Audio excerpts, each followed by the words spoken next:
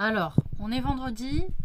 Pour autant, j'aimerais dire un mot sur le polythéisme, parce qu'ils prennent cher dans mes vidéos, les polythéistes. Attention. Toutefois, il y a de bons polythéistes. Il y en avait de bons à l'époque grecque.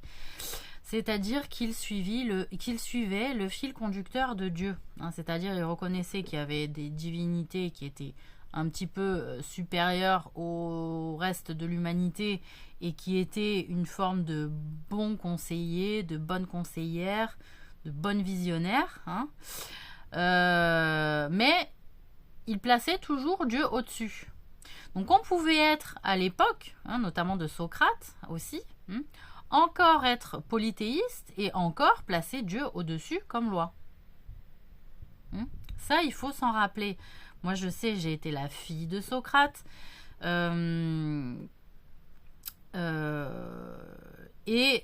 fait, il était quand même parfois, à un moment donné de notre histoire, de la suite de l'histoire aussi de Socrate, il était un petit peu mal vu de faire ce rappel-là auprès d'autres consuls et d'autres sénateurs,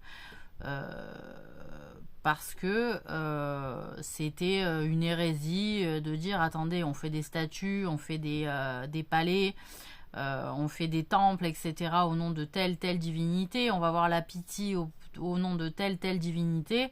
Qu'est-ce que vous nous racontez là de Dieu? On n'en a pas besoin, on n'a pas besoin de lui. Qu'est-ce qu'il fait lui pour nous, etc.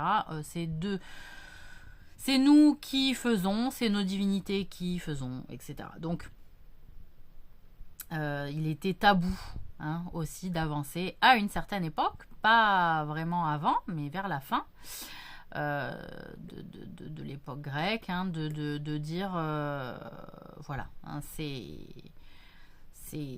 quand même Dieu régit tout, est au-dessus. Donc en réalité, on pouvait discuter avec des polythéistes, mais des adorateurs de divinités et de pratiques rituelles liées à des esprits forts de la nature, mais rester un vrai adorateur du Dieu tout-puissant.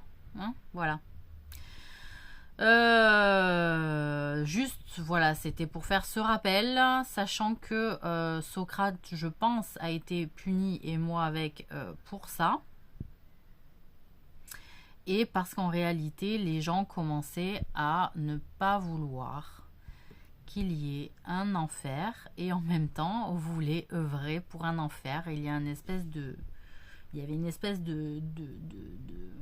je sais pas comment appeler ça, de schizophrénie ou de dichotomie ou de dyslexie de l'esprit, où à un moment donné, on avait l'impression que les gens ne voulaient pas qu'il y ait d'enfer parce qu'ils ne voulaient pas être la proie des flammes, mais en même temps, ils voulaient qu'il y ait un enfer parce que c'était aussi un enfer, qu'il n'y ait pas une justice, qu'il n'y ait pas de punition possible autre que la mort.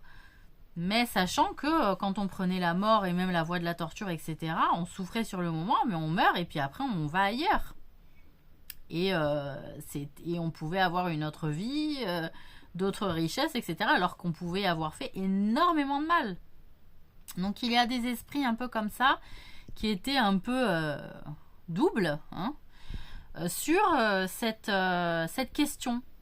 C'est-à-dire, je vais œuvrer pour l'enfer, il y a peut-être un risque que j'y aille moi-même, mais je ne peux plus vivre dans cette situation d'injustice. Voilà.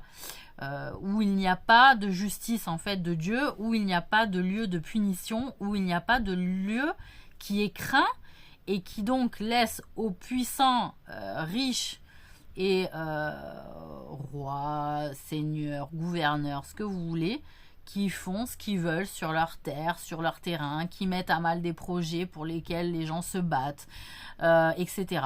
Voilà. Donc je suis quand même consciente de ce phénomène-là, d'accord, où les gens en même temps se sont battus pour et en même temps ont œuvré contre. Vous voyez? Voilà. Donc la pesée, heureusement qu'elle est précise, au poids d'un atome. La pesée des âmes, la pesée du cœur, elle est précise au poids d'un atome. D'un grain de moutarde. Non, d'un atome, c'est encore plus petit. Non, c'est écrit d'un atome. mais d'un grain de moutarde aussi. Voilà, c'est pour vous donner la taille du détail de la pesée de vos bonnes actions et mauvaises actions. Hein. Voilà. Bonne journée.